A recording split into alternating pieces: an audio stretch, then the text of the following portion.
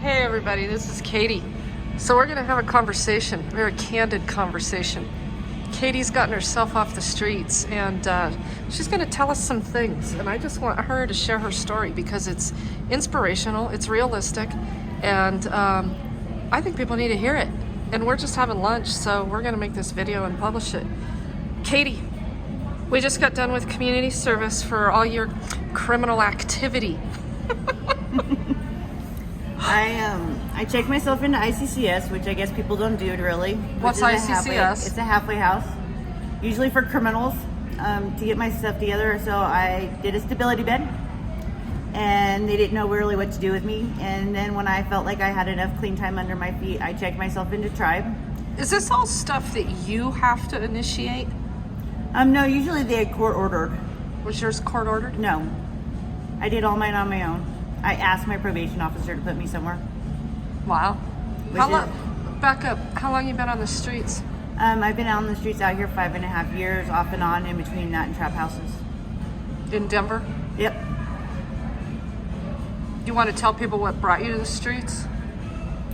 Originally my daughter molested my husband molested my 3-year-old daughter, and I couldn't forgive myself. So I did one addiction until I found something that numbed me completely. You gonna be able to work through that? I'm working on it. Like, I can look at myself in the mirror again. My kids have forgiven me, so I guess that's a good start. You have grandkids now. 7 of them. Well, I have 4 that are biologically mine, and then I have the 2 that are, and so I have 6. 2 that are from the kid I helped when she was younger, but they're all my grandkids. And they're all pretty excited for you too, huh? Yeah, I talk to my kids. I talk to my parents again. Yeah, I met Katy, I don't know, it's been a couple summers ago. She's the only female out on the street that actually knows how to clean and pick up trash. Her and I busted ass through some trash, and she tried really hard to encourage others, but she's gonna encourage others now in a different way. So back to being in that stability bed. What happened at ICCS, and where is that located? That's off of Security. But in Jefferson County. Yes, and then they moved us to Kendall, which is just disgusting. And I was there a week before I decided I had to go somewhere else. Disgusting. It's just disgusting. It's an old building built 100 years ago, literally. And they haven't done the remodeling that needs to be done. They had us coming and going through the fire exit. That they painted over the fire exit door so it doesn't say fire exit anymore because the women couldn't be around the guys. Was it dirty? It was filthy. It was just disgusting. So I'm sure they were doing a lot of COVID protocols in there, huh? Yeah, sure. Like, I went out and bought spray bleach and wipes and SOS pads and toothbrushes to scrub my room when I got there. Okay, so that nasty place, what happened from there? I went to Tribe. What's Tribe? Tribe is a sober living home, and they just require a lot, and I have a lot of other issues going on in my life. I have a lot of health issues going on. I'm working full-time now. I've got probation that I'm dealing with and court order classes through them. What about all those charges? Do you want to tell people what they're for? Did you victimize people? Are you making right on it? It was all drug charges or trespassing. I had a lot of trespassing in the last couple of years. On public property? Yeah. Yeah. I think I ended up with 7 total the first year the river was closed. Didn't we got your cases closed in Inglewood, right? Yeah, we had to go do community service for those too. Yeah, that's right. That's right. And the rest of my charges have all been drug charges that they want to charge me thousands of dollars, and they wonder why I can't get out from under debt. Yep. But now the better news is Katy is adamant and determined to be off the streets. So back to that Tribe place. They just require a lot. And because I have other things going on, I'm trying to find housing somewhere else. And we're working on it. You're having to find housing out of state, huh? Because you can't afford anything. Well, is that probation does help a little bit if you have a probation case, but you have to have an open case. So you have to stay in trouble on probation in the system to get housing.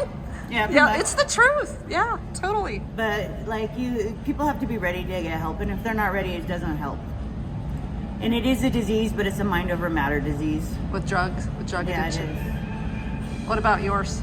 Mine was because I couldn't let go of the past. But you're gonna, how are you gonna conquer it? I'm doing it one day at a time. I've got almost 60 days clean now. I'm working full time. I'm doing my program my way because that's how it works. You can't make somebody else's program work for you. You have to do it individually, make it customized to where it works for you.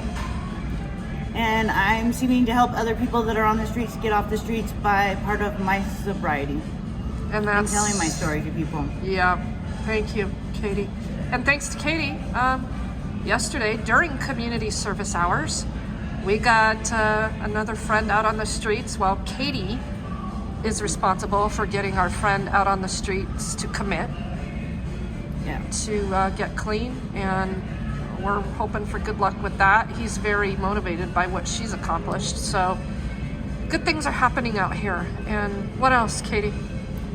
I don't know. You think the system wants you to succeed or fail? They're pretty good at making you fail. I mean, when they give you $1,200 fines when you get in trouble for having a drug on you, it's pretty sad. I mean, because how do you probably them out from under that before they put all kinds of bill collectors on you, or they restrain your license, or like how do they expect us ever to get back out from underneath it? Like, people can change, but they're not helping.